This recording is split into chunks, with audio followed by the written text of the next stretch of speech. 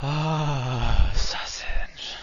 Hello everyone, this is Second Runs, the series where I, Marc Kusnierz, revisits games I played and loved in the past to see if I still love them today. Will I learn something new, confirm something old, or quickly realize this was all a mistake as I slowly destroy what little bit of nostalgia I have left in this world. No matter the outcome, I've accepted the risk and will continue my journey through the opposite of a backlog until I've shattered my soul into a million Reese's Pieces. Pieces. All in the pursuit of content creation. Side note, I actually think Reese's Pieces suck. They're buttercups, so ooh, baby. Fill me up indeed. Fuck. This is what I was afraid of. This is why I hesitated starting this series in the first place. What if I go back and realize I now hate a game I once loved? What if no more? While hate may be a tad too strong, it's not far off. After playing through Baldur's Gate Dark Alliance for the first time in almost 20 years, my memories of joy have been replaced with feelings of, "Oi, what do you think you're doing here? Trying to have fun with this here game and whatnot. Best go on your fucking way and fuck off, okay?" I just realized I never mentioned the game until this second paragraph. I usually, put that in the opening paragraph. I forgot to mention the game I was talking about, so when I said it there for the first time, I was like, did I already tell people that's what this episode's about? Well, now you know. And I don't know how to process it. Not the me forgetting, but the me having the game tell me to fuck off and shit. Have I truly destroyed all my good memories with the game, or can I retain those good memories while simply adding new negative ones to the pool? I'm hoping for the latter, but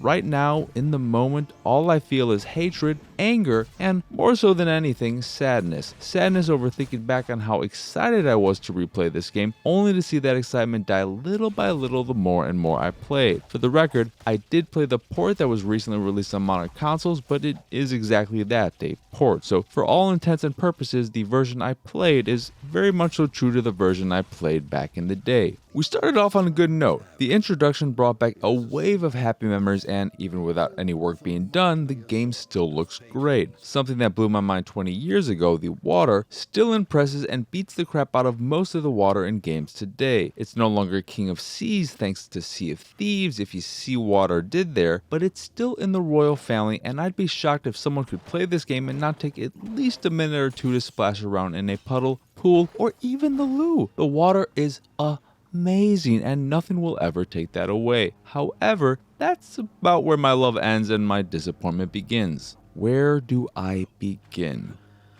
I guess I'll start at the top and work my way to the bottom. The story of Baldur's Gate Dark Alliance is fine. It doesn't do anything new or exciting, but it's well acted and does the job of being there and giving you the bare minimum in terms of a reason for you to be doing what you're doing. Sure, it would have been nice if it wasn't all delivered via talking heads and occasional bouncing breaths, but in the grand scheme of things, it's not bad and even kind of good here and there, mostly because the acting is as good as it is, featuring a plethora of familiar actors, including Leonardo from the original Ninja Turtle series, Bastila from the Bastila Star Wars game, and a transforming mystery-solving dog, just to name a few. Even Professor Maximilian P. Arturo slides in for a bit of voice acting. But that's the start and end of anything good I have left to say about this game, so let us begin. What the fuck is with this game's difficulty? Normal is way too hard for what one would expect from normal, in part because the game loves throwing hordes of enemies at you and makes no attempt to balance things out if you're playing solo and not with a friend. Dark Alliance is 100% meant to be played with another person, and once you realize the difficulty is too much and you just want to lower it so, I don't know, maybe you'll have some fun, you can't. The only way to change the difficulty is by starting a new game and importing your character there. This is stupid. But even stupider, ignoring the obvious answer of yours truly, is that somehow easy is still hard. It's not always hard, but more often than it should be, aka 0% of the time,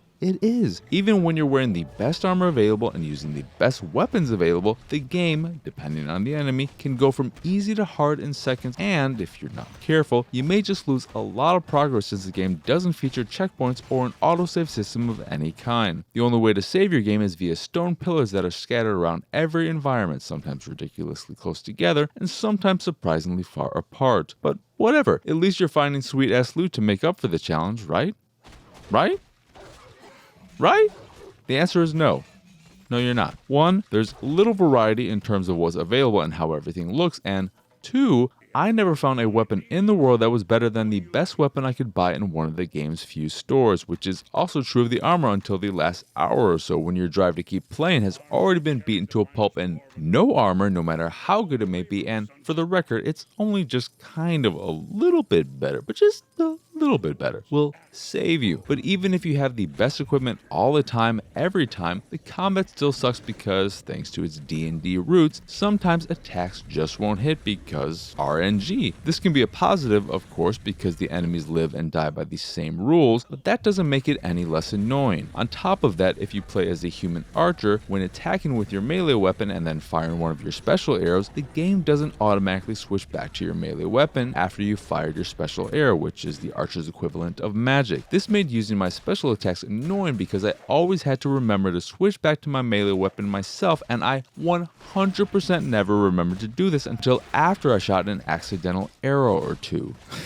I cannot say arrow or two. It sounds like error or two. That's me speaking. Error. You know what else sucks? How slowly you level in this game. It takes forever to earn just one level, except for a brief section in Act 2 where things seem to progress at a normal, this is how things should be pace, and this lack of steady progression not only kept the carrot on a stick too often out of reach, but made it so I never quite knew what to do with my skill points because it was immediately clear I would not come anywhere close to being able to max out my character in one playthrough. I'm not even sure 2 playthroughs would be enough. There was a time when the game bugged out and instead of my character swinging their sword when they attacked, they just punched like normal while happening to hold the sword in their hand. Some of the ranged enemies, and I really hate this, are the kind that when you get close, instead of pulling out a sword or some other melee weapon, they just run away forever. This game of cat and mouse was super annoying and something I hate in any game with an abundance of ranged enemies. And I know what you're saying. What's the big deal? You're an archer. Just pull out your bow and shoot them.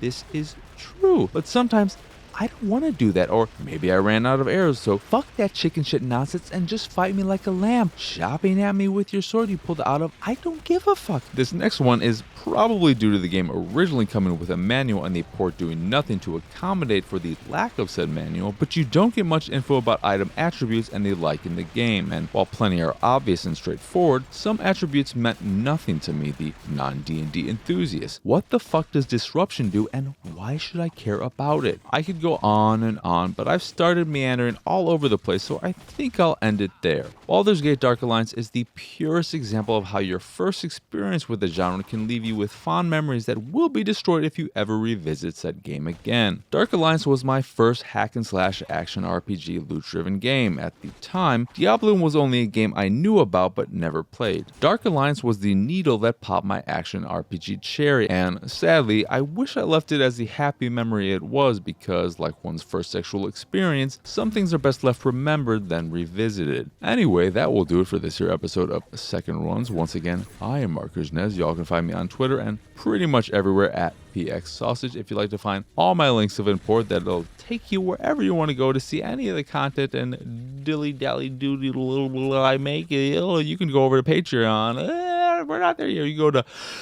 pixelatedsausage.com/PXS and get your links there. And if you'd like to support me in my nonsense, now we can go back to the Patreon. If you'd like to support any of the stuff I do and what have you, you can go over to patreon.com/PXS and support me and my nonsense there. That is again patreon.com/PXS. Anyway, that is all. That is it. That's the reverse way of how I do it. That is it. That is all. Thank you for watching or listening. I hope you enjoyed this again. Thank you for watching or listening. I hope you enjoyed this here episode, and I hope you have a wonderful, wonderful rest of your day. So for now, adios, arrivederci, bye.